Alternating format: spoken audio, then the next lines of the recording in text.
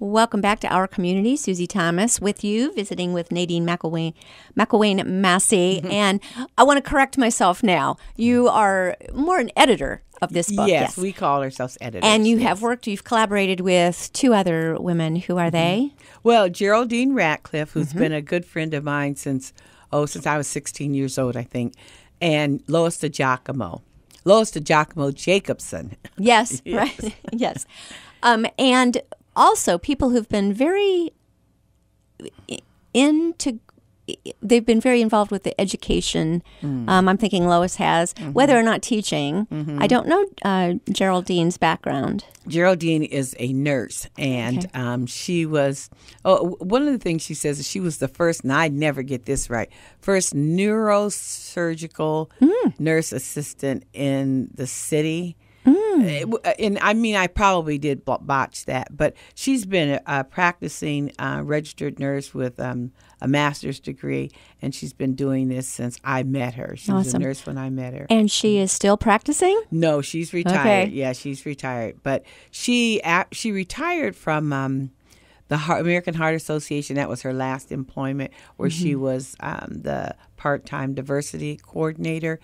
But she's done a lot when it comes to health. I in my tribute to people that I wrote in the book, I wrote a tribute to her that she was, I think, one of the most influential people when it comes to African American health. She wasn't a doctor, but she was a nurse, and she made certain that people understood and knew their own role in their health care. She started the what we call church nurses. She started that program, and that's how I kind of met her, because we were going to the same church, Antioch Baptist Church, and the pastor at that time was Reverend W.C. Henderson, and he asked us to do it, and she was the lead, and I was the assistant. Very cool. You said you had a couple other books that you've been involved with. Let us know those as well. Well, the first book, and it's really kind of funny, but it was good. It's called From Ghetto to God, the incredible story of NFL star Reggie Rucker. So I wrote Reggie Rucker's biography. That took a year. And basically what we did was I drove to Cleveland every Sunday for a year, and he would tell me stories. I record them, and I'd come back, and I would write them. What an experience. It was. But the funny part about it was I retired from education, as you mentioned. And once I retired, I was young enough to think, what can I do now? And so I had some business cards made. And the business cards said, Nadine McElwain, author and freelance writer. Now, you have to understand, I'd never written anything, and I certainly wasn't an author. Well, you were thinking ahead. Yes, I was. I gave a card to Reggie, and believe it or not, 2 weeks later, he called me and says, I want you to write my story. That's awesome. So I told him, I said, well, you realize I haven't ever written anything, but I'm a school teacher, and school teachers can do anything. That's right. So he said, very okay, cool. And we agreed. You also, did you found Coming Together Stark County? No. I know you've been very involved with it. Tell us a little bit about that. Well, let me tell you about my second book. Oh, my goodness, yes, absolutely. The second book is called My Father's Child, and it was written by Frederica Stewart. And Frederica Stewart was a student of mine at Timken High School, and she has a history. I'm not exactly sure how to explain her history, but she wrote this book, and she said, Miss McElwain, I wrote my book and I want to see it. And I said, Frederica, you need some help on this writing. And so I agreed to assist her. And she had a friend who owned a company who made manuals to go with the machines that he made. And so he had the printing press and everything. So he said he'd print it. And so I kind of cleaned it up for her, but she gave me the accolades of being a co-author. So you kind of wrote it as told by. Yes, both of them. But they did, put my name on the book, and I thought that was wonderful. Very wonderful. Can we get both of those still? Frederica's, I don't think so, because I checked on Amazon too, and they said currently out of stock. The Reggie Rucker book, you can get it, but it's costing some money now. Yeah. Yes. So. Amazon finds out when something's a little bit rare and start to hike up the price a little bit. Yes. Okay, now let's get to Coming Together Stark County. Very cool. I was out of this. Oh, no, I know. I got hired by the Sisters of Charity Foundation. Vicki Conley and Joni Close are two of my favorite people in the world. So Vicki hired me, and when she hired me, Vicki was one of the founding members of Coming Together, along with Rabbi Spitzer and Lois Giacomo and some others. Yeah. So Vicki had me going to the meetings when she couldn't come, but at first she was going with me, and then she had me going. So I was on the board, and I don't mind being on the board. I did not seek to be executive director or anything like that. But Coming Together was without an executive director and without a leadership for about a year. And then Frank Flasher and some of the others asked me if I would take it on. And take it on for no salary and, lots of work. And so... Wow, what a deal. Yes. So I said yes because I didn't want to see it go downhill. And there's some things when you work with agencies and they have good purpose, you want to make sure that they succeed. So I thought I would take it on and see what I could do. And as soon as I, did get hired, we got a major grant from the Sisters of Charity Foundation, which allowed me to receive a small salary and hire an assistant. So after doing that, I read an article in the newspaper, and the article in the newspaper said that the repository sponsored a forum on the conditions or the situation with African Americans in the county, and very few people came.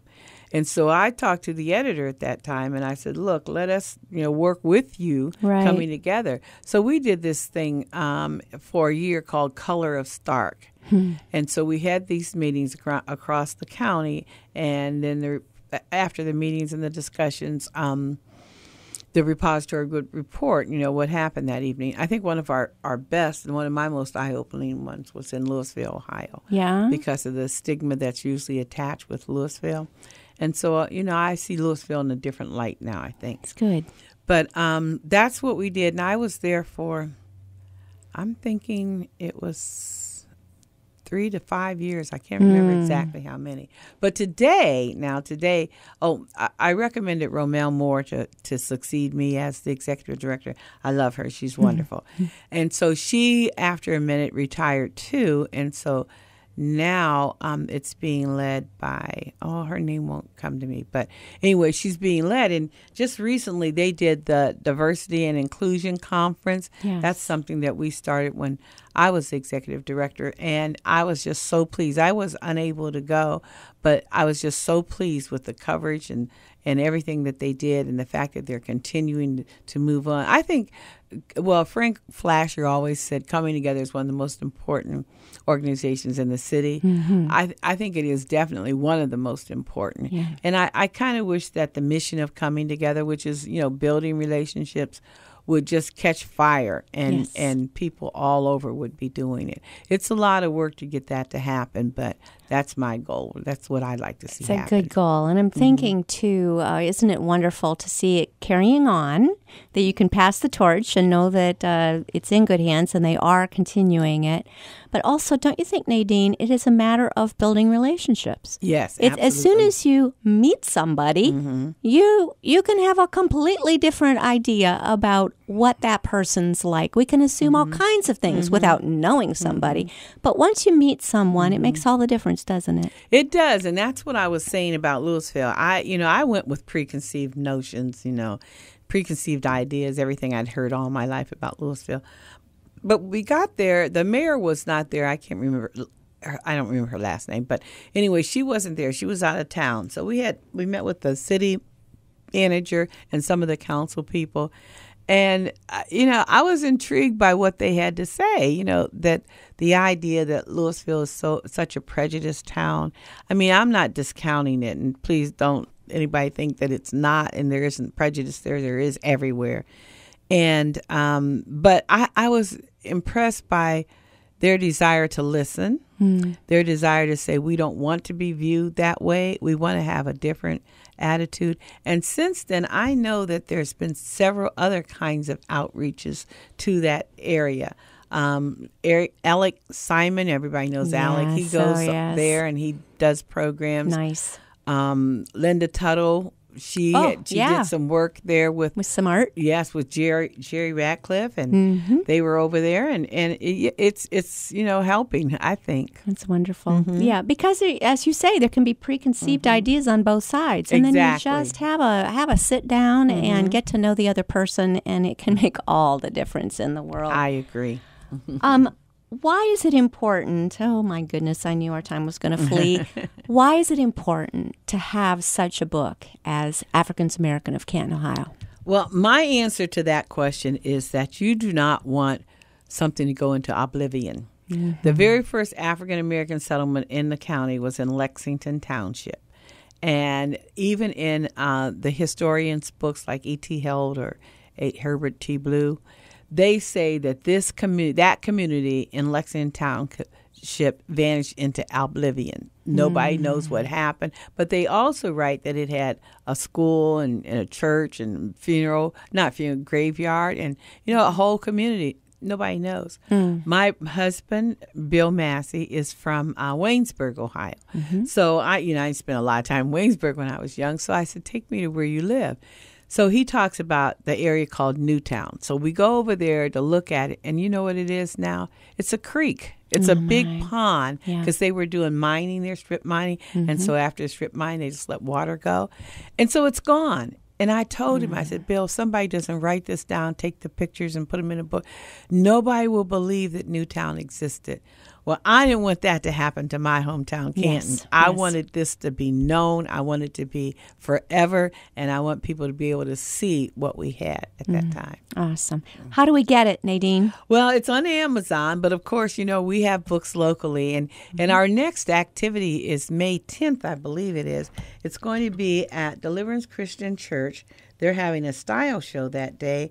And they asked me to commentate the style show. I told them definitely I would because I like doing that.